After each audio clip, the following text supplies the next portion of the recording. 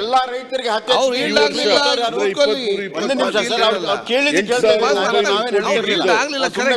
ಇಲ್ಲಿವರೆಗೆ 5,160 ಫ್ರೀ ಕೊಟ್ಟವ್ರು ಯಾರು?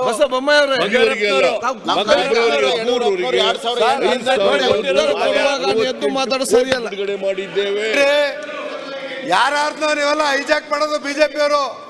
ಬೊಮ್ಮಾಯಿ ಅವರೇ, ಈಗ ಅಲ್ಲಿ ಉತ್ತರ ಕೊಡುವಾಗ ಬಂಗಾರಪ್ಪನವರು, ಈಗ ಅಧ್ಯಕ್ಷರೇ 10 HP ಕರೆಂಟ್ ಕೊಟ್ಟಿದ್ದು ಬಂಗಾರಪ್ಪನವರು, ಬೊಮ್ಮಾಯಿ ಅವರೇ, ಮತ್ತು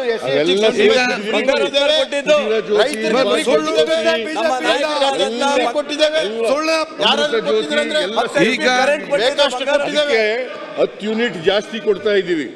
ಮಾನ್ಯ ಅಧ್ಯಕ್ಷರೇ, ಹಿಂಗಾದ್ರೆ ಈಗ ನೋಡಿ ನಿಮ್ಮ ಇನ್ವೇಷನ್ ಅಲ್ಲ ಮುಖ್ಯಮಂತ್ರಿ ಅವ್ರು ಎತ್ತು ನಿಂತಾಗ ಮಾತಾಡೋದಾಗ್ತದ. ನೀವತ್ತು ನಿಂತ ಅವರೆಲ್ಲ ನಿಲ್ತಾರೆ, ಈ ಕಡೆ ನಿಲ್ತಾರೆ, ಮತ್ತೆ ಯಾವ ಉತ್ತರ ಕೊಡದೆ ಅವಾಗ ಏನೋ ಹೊಸದಾಗಿ ಕೊಟ್ಟರಂಗ್ ಮಾತಾಡ. ಅವ್ರು ಉತ್ತರ ಕೊಡುವಾಗ ನೀವು ಅವ್ರು ಈಲ್ಡ್ ಆದ್ರೆ ಹೇಳಿ, ಈಲ್ಡ್ ಆಗದಿದ್ರೆ ನೀವೆದ್ದು ಮಾತಾಡಿದ್ರೆ ಅದು ಹಿಂದೆಯಿಂದ ಮಾತಾಡ್ತಾರೆ, ಇಲ್ಲಿ ಹಿಂದೆಯಿಂದ ಮಾತಾಡ್ತಾರೆ, ಮತ್ತೆ ಎಲ್ಲಿ ಉತ್ತರ ಕೊಡುವಂಥದ್ದು? ಉತ್ತರ ಕೊಟ್ಟ ನಂತರ ನೀವು ಕ್ಲಾರಿಫಿಕೇಶನ್ ಕೇಳಿ ಏನ್ ಬೇಕಾದ್ರೂ ಕೂಡ. ಅಥವಾ ಈಲ್ಡ್ ಆದ್ರೆ ಅದನ್ನು ನೀವು ಕೇಳಿ.